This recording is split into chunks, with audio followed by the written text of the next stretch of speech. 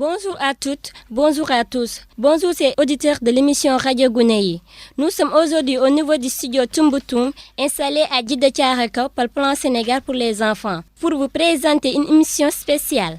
Je m'appelle Hawa Gueye et je suis avec Omar Aïdara pour la présentation. Merci Hawa. C'est une émission spéciale parce que nous recevons des amis belges venus visiter des projets, des plans et des populations. Nous sommes heureux de recevoir ces amis que vous allez entendre avant la fin de cette émission.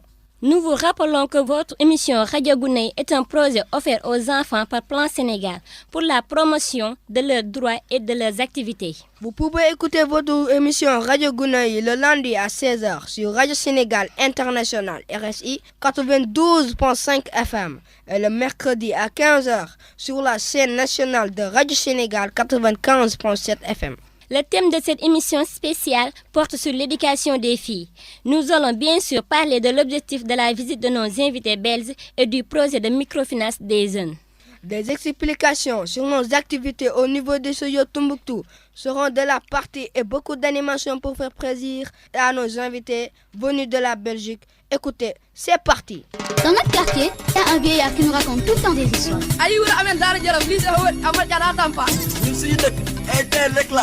ñun suñu koñ léegi dañuy daje chaque mois pour set setal mosoo doole na avenue Baram bi la dorong.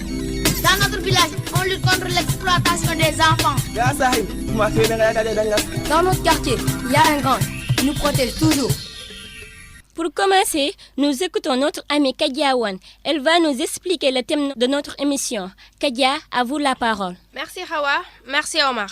Tous les droits de l'enfant sont dans la Convention internationale de l'enfant et dans la Charte africaine des droits de l'enfant. Tous les droits sont pour la protection de l'enfant et son développement. Le thème de notre émission est le droit à l'éducation des filles. Tous les enfants doivent aller à l'école, surtout les filles. Les femmes sont les piliers fondamentaux pour le développement d'un pays et l'organisation de la société. C'est pourquoi on dit, quand vous éduquez un garçon, vous éduquez une personne. Mais quand vous éduquez une fille, vous éduquez toute la société. Tout pour vous dire l'importance de l'éducation d'une fille. Ainsi, pour donner aux filles leur chance de réussir dans la vie, il faut les envoyer et les maintenir à l'école. Car l'éducation leur permet de décider pour leur avenir et l'avenir de la société.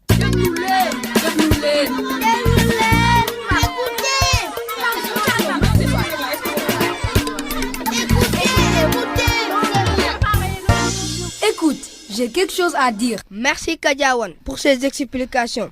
Chaque droit est accompagné de devoirs ou de responsabilités. C'est Fatima Norissal qui va nous expliquer les responsabilités autour du droit à l'éducation des filles. Merci Omar. Merci Hawa. Nous devons tous nous mobiliser pour l'éducation des filles. Cela pousse notre réflexion aux responsabilités que les parents, la société, les filles elles-mêmes, aussi bien que les autorités, doivent mener pour promouvoir ce noble credo. Les parents doivent savoir que l'avenir de leurs filles est entre leurs mains. Bien vrai qu'il y a la présence des facteurs d'inégalité à l'éducation, tels que la pauvreté, les mariages précoces, les grossesses non désirées, les problèmes liés à la déclaration à l'état civil, etc. Tout cela ne devrait pas être une raison. Battez-vous pour vos filles. Maintenez-les à l'école car elles deviendront un jour femmes. Les autorités de leur part doivent veiller à ce que l'éducation des filles soit gratuite, obligatoire, c'est-à-dire exigée et de bonne qualité.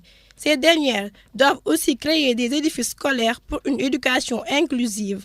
Cela permettra le maintien des filles à l'école.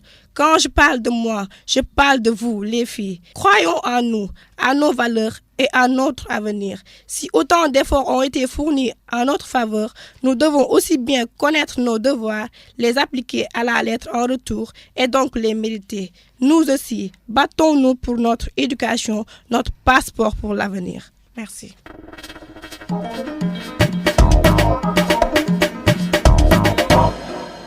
Bravo Fatima. Il existe des obstacles qui empêchent le bon respect du droit à l'éducation des filles. C'est certainement Diariataba qui nous en parle. Effectivement, Hawa. Je vais essayer de parler des obstacles qu'encombre l'éducation des filles ici au Sénégal. L'éducation des filles rencontre beaucoup de difficultés pour qu'elle soit effective. Le principal problème de l'éducation est l'enregistrement dès la naissance, car sans cet acte de naissance, l'enfant ne pourra pas accéder à l'école. Force est de constater que les filles vont à l'école, mais c'est sur le plan du maintien où le bas blesse. ceci étant causé par la pauvreté. De ce fait, elles sont obligées à quitter l'école pour aider leurs parents. Mais aussi le mariage précoce qui est plus fréquent au sud et au nord du pays rend pas la tâche facile. Parfois, les parents poussent les filles à abandonner les classes pour le mariage, juste parce que cet époux peut être une source de revenus pour la famille. De plus, le problème du confiance s'ajoute aux obstacles, car les filles confiées ont tendance à ne pas continuer leurs études, parce que n'ayant pas assez de temps pour s'en occuper comme il faut, car elles s'occupent de toutes les corvées de la maison. Toutes ces raisons font que maintenir les filles à l'école reste un sacerdoce. Par ailleurs, des mesures ont été prises pour assurer ce maintien, à savoir, les filles enceintes sont autorisées à poursuivre leurs études malgré leur état, car l'éducation est très importante pour un pays et son développement. Comme l'a dit notre regretté Nelson Mandela, "Education is the most powerful weapon to fight against poverty, especially girls one", c'est-à-dire l'éducation est l'arme la plus puissante pour lutter contre la pauvreté, surtout celle des filles. Merci. Savais-tu que saviez-vous que beaucoup d'enfants sont exploités en Afrique? Ne restez plus dans l'ignorance. Merci Diariatou. Nous faisons cette émission spéciale au niveau du studio Tombouctou. À côté des émissions radio, des jeunes font aussi de la musique au niveau du studio. Pour d'autres explications sur le projet, nous écoutons Pendayoum. Merci Omar, merci Hawa. Le projet Tombouctou comporte aujourd'hui un studio dénommé Timbuktu. Il a été inauguré le 28 février 2013. À cette occasion, un podium a été organisé animé par des jeunes artistes de Dakar, de Saint-Louis, de Louga et de Thiès, mais aussi par des artistes de renommée comme Matador et Timbuktu. En effet, l'artiste Timbuktu qui a été à la base de ce projet et qui lui a donné son nom s'appelle Jason Diakité. C'est un artiste norvégien qui a des grands-parents au Mali où se trouve la célèbre ville de Tombouctou.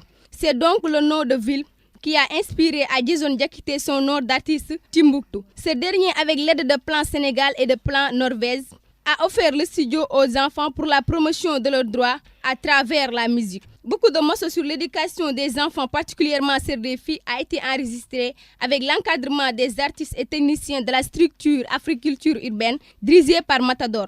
À côté de la musique, des enfants et des jeunes font aussi des émissions radio, comme nous le faisons présentement avec cette émission spéciale enregistrée à l'occasion de la visite de nos amis et partenaires venus de la Belgique. Merci.